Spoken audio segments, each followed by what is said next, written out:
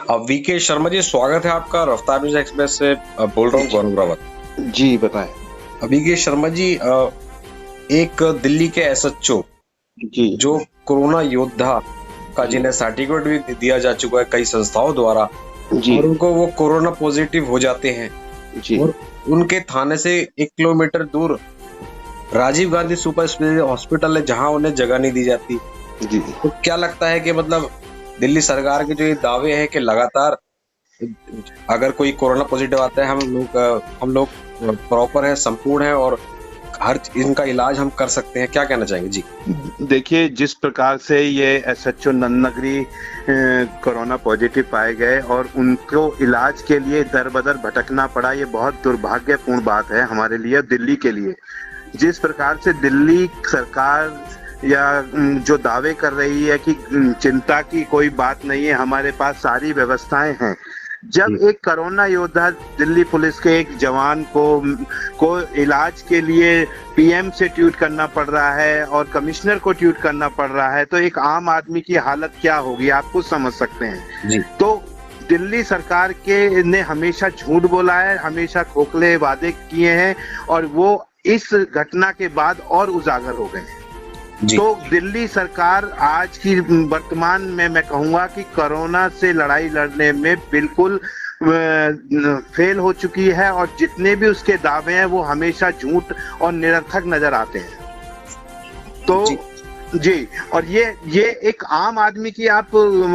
कल्पना कर सकते होंगे, सोच सकते होंगे कि अगर किसी को, एक आम जनता को अगर कोरोना पॉजिटिव पाया जाता है तो उसको इलाज के लिए कितनी मशक्कत करनी पड़ रही होगी, कितने उसको ठोकरें खानी पड़ रही होंगी। जब एक दिल्ली पुलिस के जवान एसएचओ लेवल पे और उन्हीं के क्षेत्र में Rajiv Gandhi super speciality hospital आता है, उन्हीं के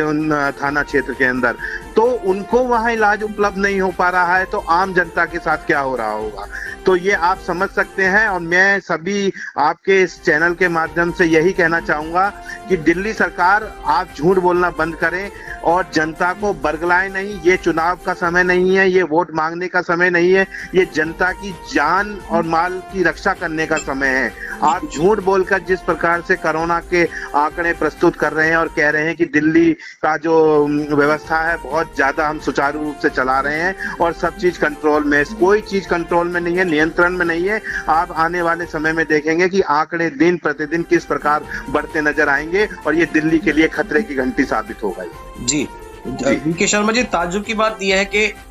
एक एसएचओ जो नंदनगिरी के एसएचओ है, उनके आसपास के जो थाने हैं उनके एसएचओ भी अपने एसएचओ को एडमिट करवाने के लिए लगातार प्रयत्न करते रहे, लेकिन उसके बावजूद भी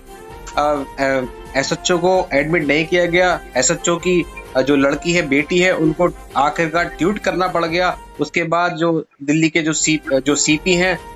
दिल्ली पुलिस के एसएन श्रीवास्तव, उन्होंने इसमें दखल किया, तब जाके उनको बेड की व्यवस्था की गई। लेकिन आज अभी भी ये जानकारी मिल रही है कि एम्स झज्जर जो है उन्हें शिफ्ट कर दिया गया है, लेकिन अभी भी उनकी कोई भी डॉक्टर द्वारा कोई लुफ्त नहीं ली गई है, पूछताछ नहीं की गई है, उनको देखा नहीं जा रहा है। जी जी गौरव जी, मैं देखिए सबसे दुर्भाग्यपूर्ण बात तो मैं यही नजर आती है इस घटना से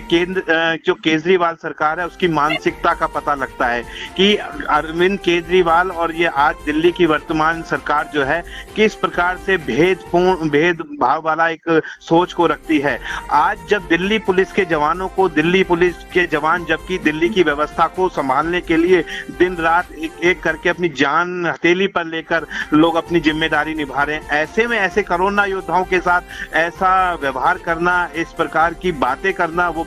मैं कहूंगा बहुत निंदनीय अपराध है। इसके लिए केजरीवाल सरकार को मेरे ख्याल से क्षमा मांगनी चाहिए, पब्लिक के सामने दिल्ली पुलिस से क्षमा मांगनी चाहिए कि दिल्ली के जो योद्धा हैं जिन्होंने दिल्ली को संभाल रखा है इस विकट स्थिति में, इस महामारी की स्थिति में, आज उनके साथ दुर्भाग्यपूर्ण इस तरह का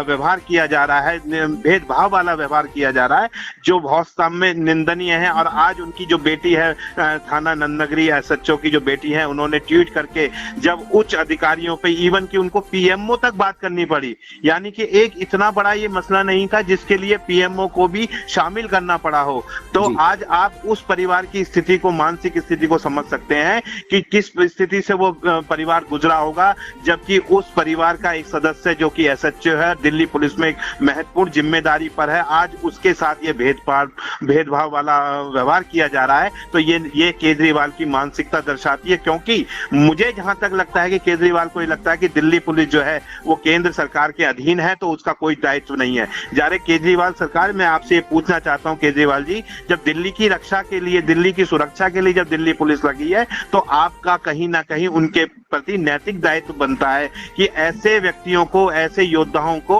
उनके स्वास्थ्य की आप रक्षा करें। जब आप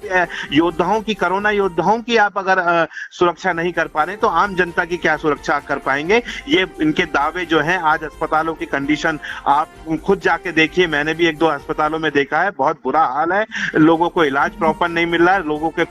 जो कोरोना टेस्ट नहीं हो पा रहे हैं, और ऊपर से ये सरकार दावा करती है कि सब कुछ नियंत्रण में है। जी, लोगों को लगातार सोशल मीडिया का एक माध्यम लेना पड़ता है अपनी चिकित्सा करवाने के लिए। जी देखिए, एक आज की डेट में जो है, वर्तमान में सोशल मीडिया एक इतना स्ट्रॉन्ग प्लेटफॉर्म बन चुका है, क्योंकि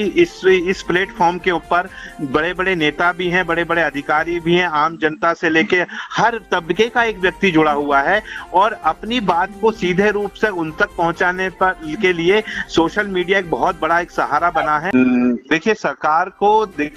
आज जो वर्तमान स्थिति है, जो कोरोना वैश्विक महामारी फैली हुई है, वो पूरे विश्व के अंदर एक बहुत बड़ा विकराल रूप ले चुकी है। ऐसे में हमें भेदभावपूर्ण की जो राजनीति है, बदले की जो भावना की राजनीति है, उसे छोड़कर हमें पूरे देश को एकजुट होकर ये लड़ाई लड़नी चाहिए। और इस लड़ाई में हमें राजनीतिक विचारधारा को दरकिनार रखते हुए, केवल सामाजिक जो